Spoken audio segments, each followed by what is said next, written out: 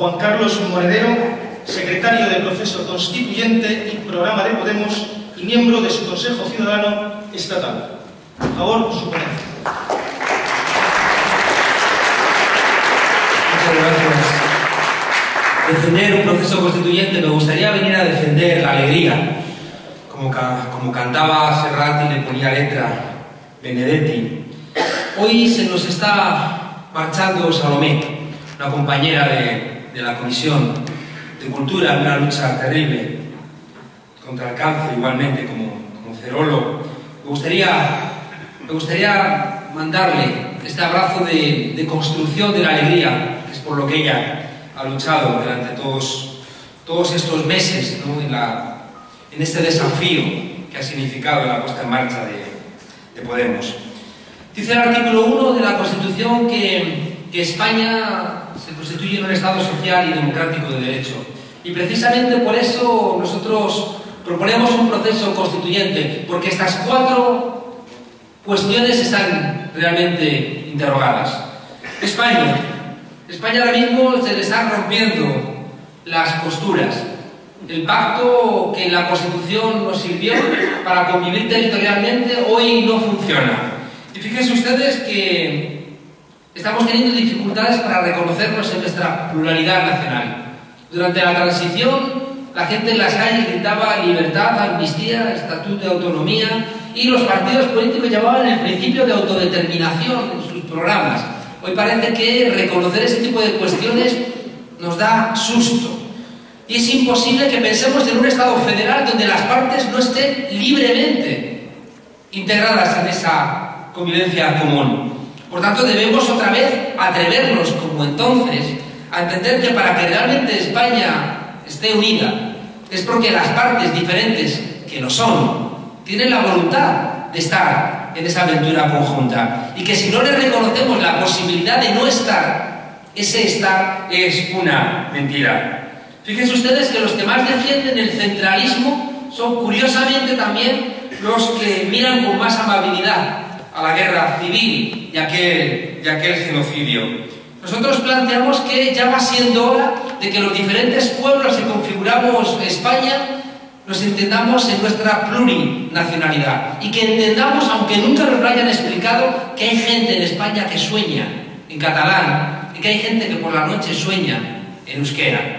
Y que por tanto tenemos que entender que lleva mucho tiempo reconociéndose como parte de una identidad propia y que son ellos los que tienen que decidir convivir conjuntamente. Y nosotros hemos llegado a la conclusión de que la única manera de que España no se nos rompa, y no queremos que se nos rompa, es entender que tiene que haber una libre determinación de querer estar con nosotros.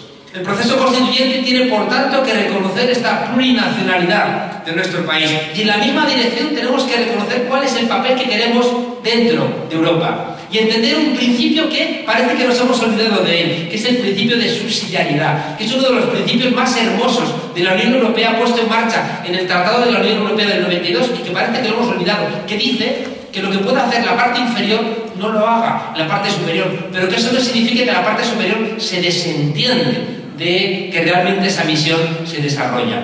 Por tanto, una descentralización muy lógica en el año 2014, con todo el desarrollo tecnológico que tenemos ya recorrido, pero que eso no implique que la Unión Europea y España en la comunidad se desentiende de esa tarea que pueden hacerlo espacios más reducidos.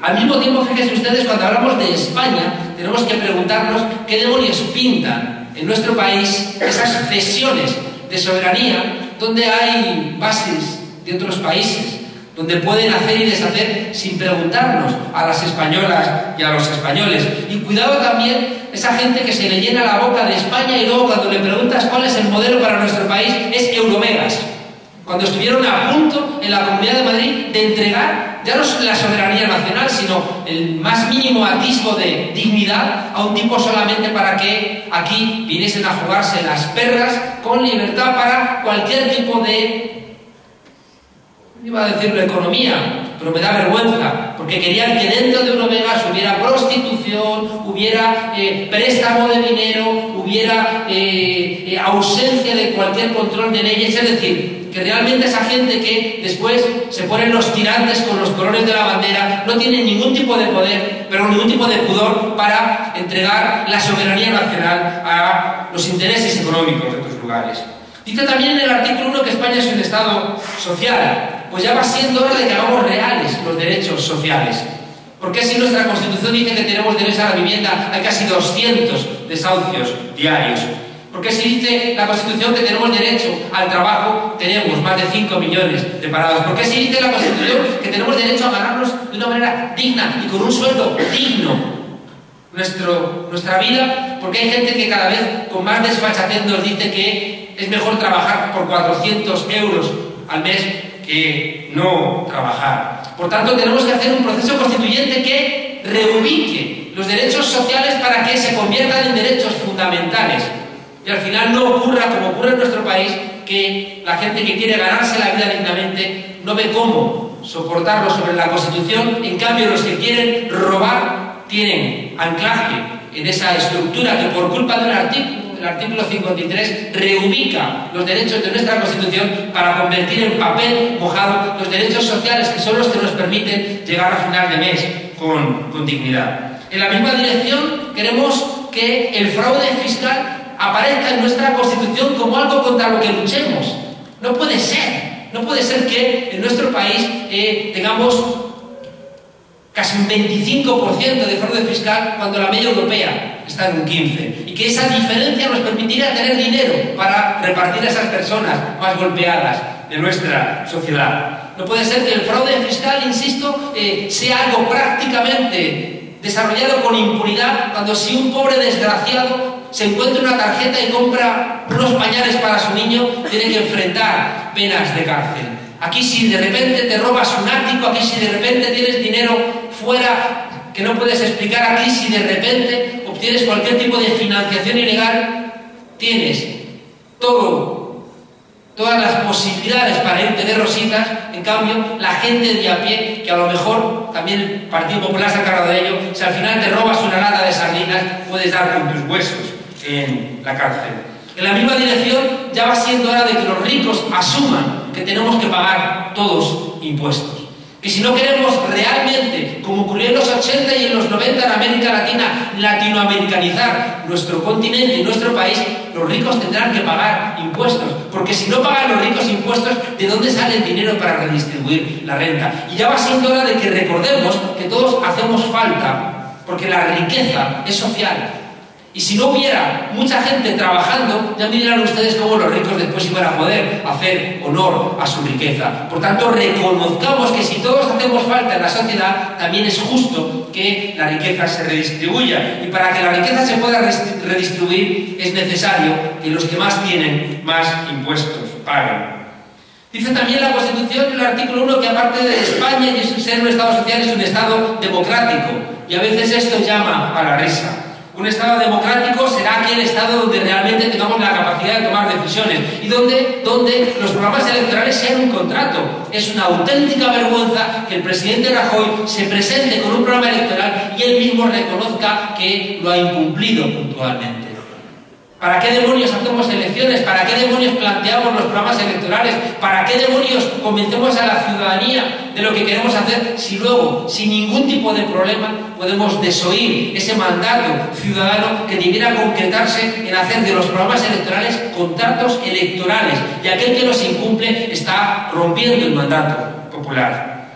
Fíjense ustedes que para que España sea un Estado democrático tienen que desaparecer los privilegios de los partidos políticos. ¿Por qué la gente que se dedica a la política tiene que tener ningún tipo de privilegio que no tenemos cualquier ciudadano de a pie? ¿Por qué tienen que estar aforados? ¿Por qué tienen que beneficiarse de la prescripción de los delitos? ¿Por qué tienen el privilegio de recibir indultos? ¿Por qué tienen que los propios partidos, con dinero que pagamos todos, darles soporte judicial?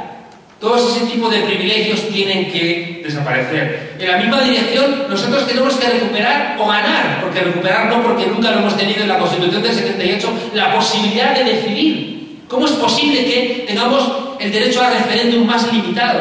de nuestro entorno? ¿Cómo es posible que no podamos poner en marcha referéndums para decir lo que opinamos? ¿Cómo es posible que si de repente cualquier parte del país quieren preguntar a la ciudadanía algo, parezca que se cae el cielo sobre nuestras cabezas? ¿Cómo es posible que se le tenga tanto miedo a preguntar a la ciudadanía?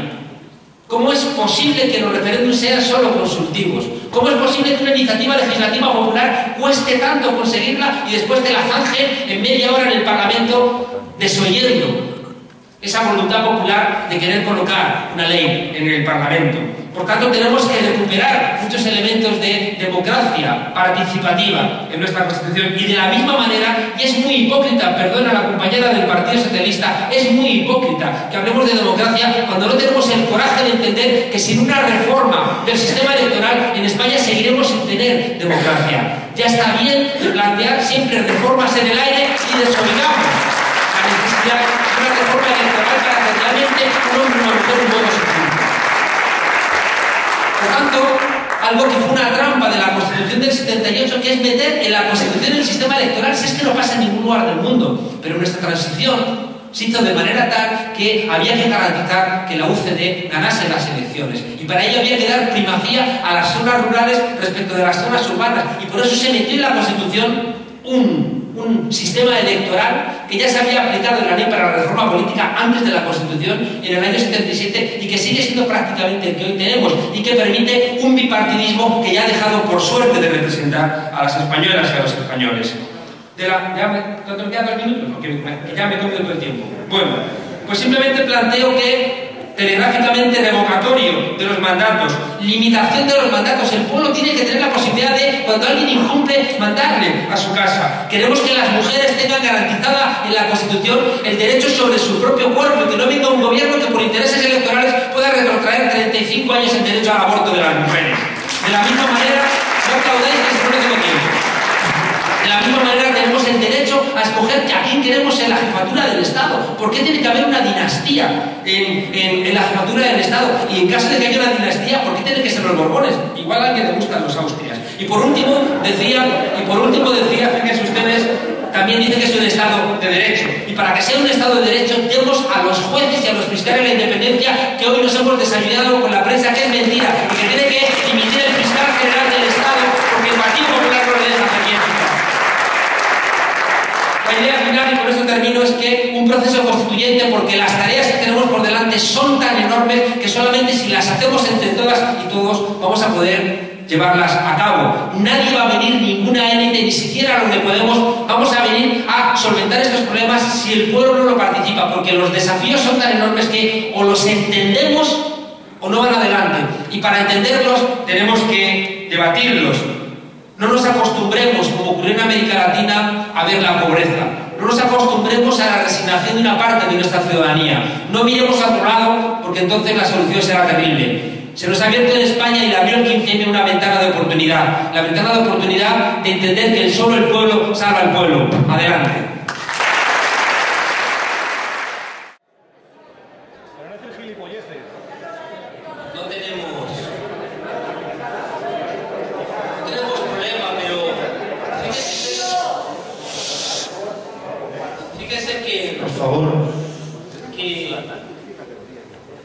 Hemos dicho que los de Podemos hemos tomado al final la decisión de los lunes, los miércoles y los viernes ser de ETA, los martes, los jueves y los sábados ser chavistas furibundos, y como somos un país católico, los domingos descansamos, ¿no? Es muy cansino, ¿no? Que siempre que estamos hablando de propuestas para nuestro país nos saquen, ¿no? a discusión un país que está a 7.000 kilómetros del nuestro, ¿no? Es muy curioso que siempre que queremos plantear las necesidades que tenemos en España de poner en marcha una reforma, en este caso constitucional, siempre no se utilice, bueno, pues ya digo, el tema de ETA, el tema de Irán, el tema de Venezuela, porque parece que hay problemas, ¿no?, en enfrentar realmente lo que nos ocurre en nuestro país.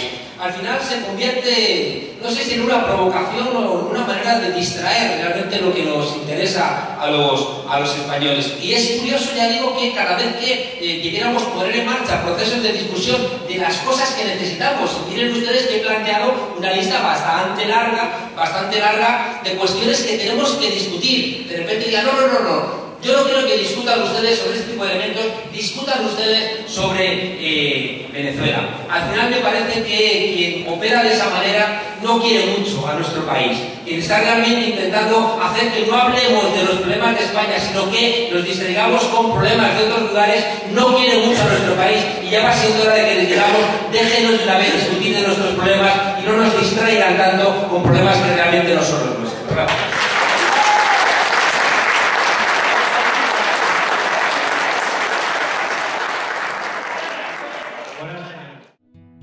Demasiados mundos en cada ciudad, inundados por estrellas de luz artificial.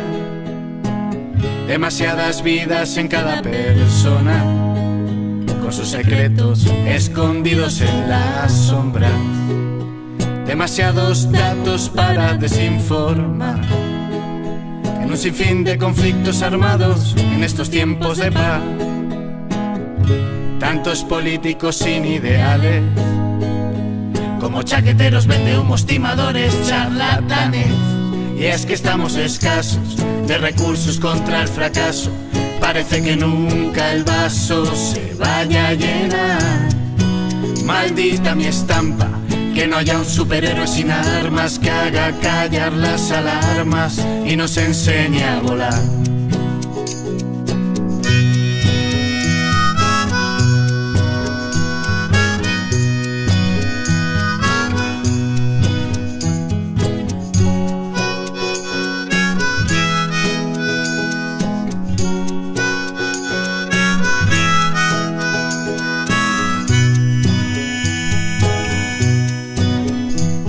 Demasiados delitos sin resolver, demasiados payasos haciendo el paripé, demasiados ladrones que van de señores, demasiados impuestos para el pan de los pobres.